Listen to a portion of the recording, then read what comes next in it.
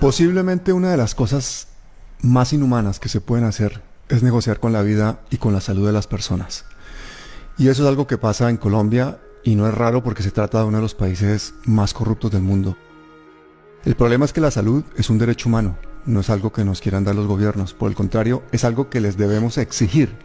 Pero en Colombia, la salud ha terminado en manos de mafias y de políticos a su servicio, que literalmente saquean el Estado colombiano y negocian con la vida y la salud de las personas. Y para entender ese drama que viven 50 millones de personas, hemos invitado a una mujer brillante y valiente que nos va a contar en términos claros y contundentes qué es lo que está pasando con la salud en Colombia.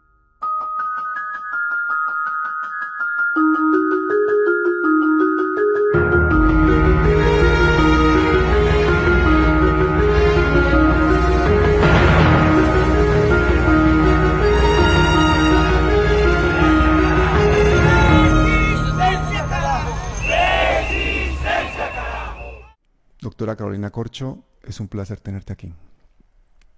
Muchas gracias, Pablo, por esta invitación para hablar este tema que constituye, digamos, la causa de nuestra vida. Cuéntame cuál es fundamentalmente el problema de la salud en Colombia.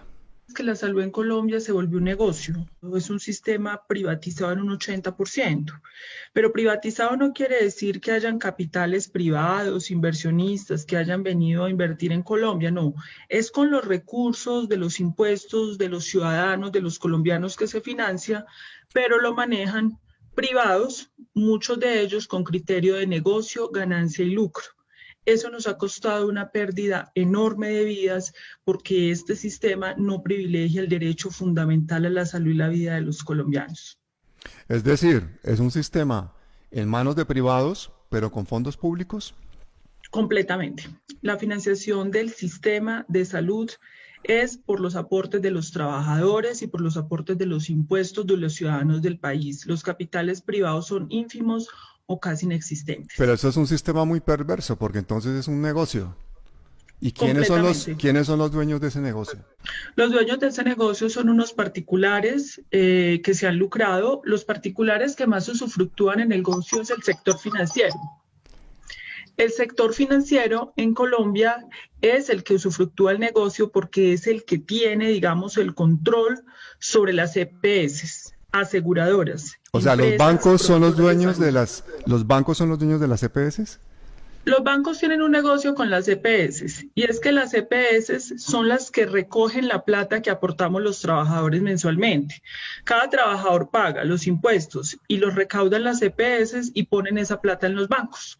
Los rendimientos financieros corresponden también a ellos y obviamente ahí hay todo tipo de negociaciones porque es demasiada plata anual. El problema es quién maneja las platas de las EPS que aportamos los colombianos, los bancos.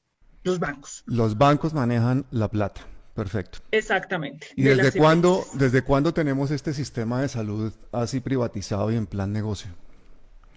Ese sistema de salud empezó con la Ley 100 de 1993, cuyo ponente fue el entonces senador Álvaro Uribe Vélez, y a partir de ese momento empezó lo que nosotros llamamos una privatización a la fuerza, porque en ese momento el sector privado en Colombia, el sector empresarial no estaba interesado en asumir esto. Entonces lo que dijo el gobierno en ese momento era que ellos ponían la plata, pero que los particulares mantuvieran el negocio y lo administraran.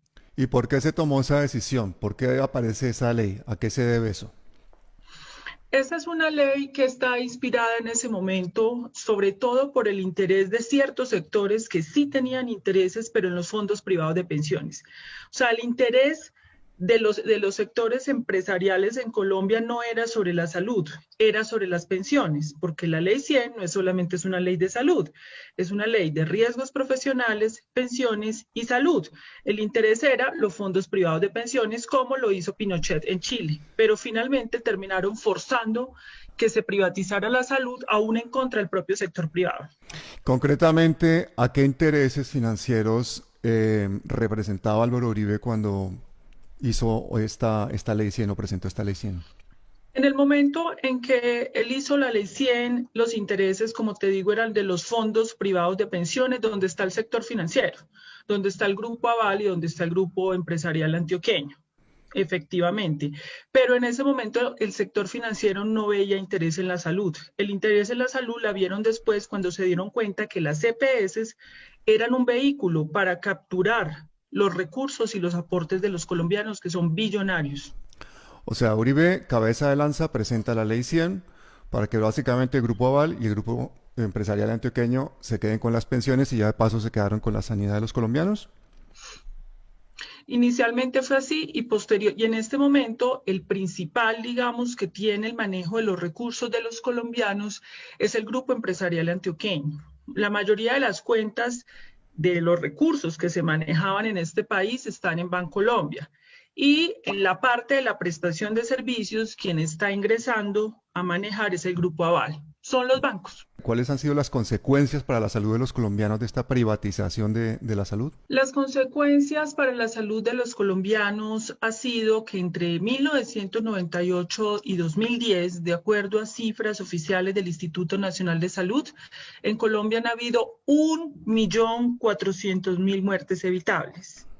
Esto es la mortandad más grande de la historia de este país. Es decir, muertes que se hubieran podido evitar con una gestión de determinantes de la salud y de la salud en el país. Perdona, Carolina, eso que estás contándome es gravísimo. 1,5 millones de muertes, o sea, 3 conflictos directamente, o sea, 3 veces más de lo que hemos tenido por el conflicto y por la violencia en Colombia. Completamente cierto. Estas son cifras que ustedes pueden verificar en las páginas oficiales del Instituto Nacional de Salud de Mortalidad Evitable. Bueno, me estás dejando absolutamente de piedra.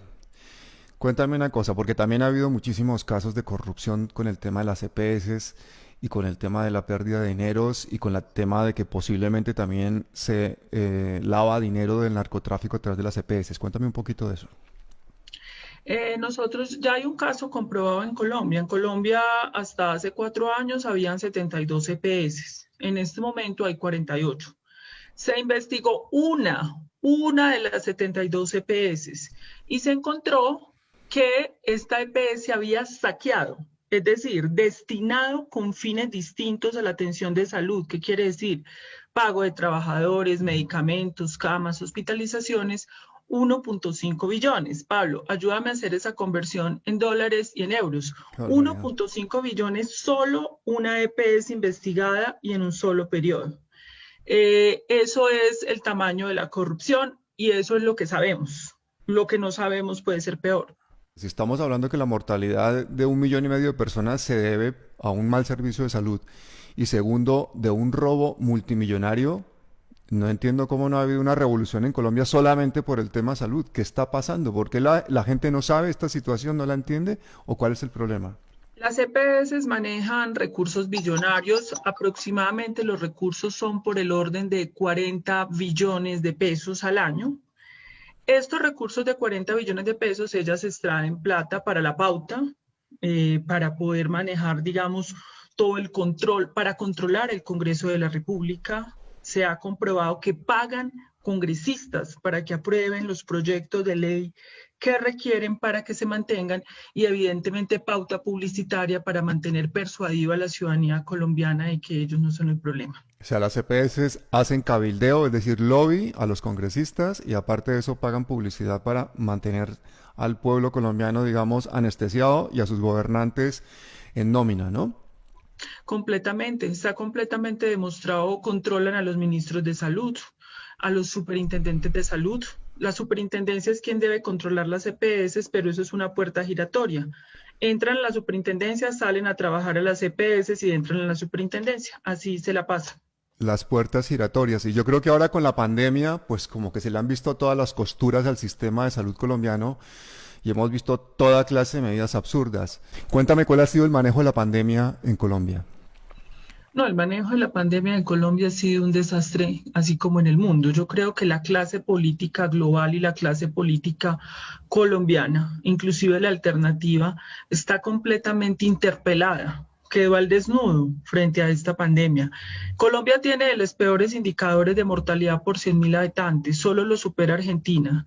Es decir, desde el punto de vista de indicadores objetivos, aún con el subregistro en Colombia, Colombia está dentro de los 10 peores países del mundo. Vale. En mortalidad, en contagios, en nuevos contagios, aún cuando hay un subregistro. Objetivamente es indefendible.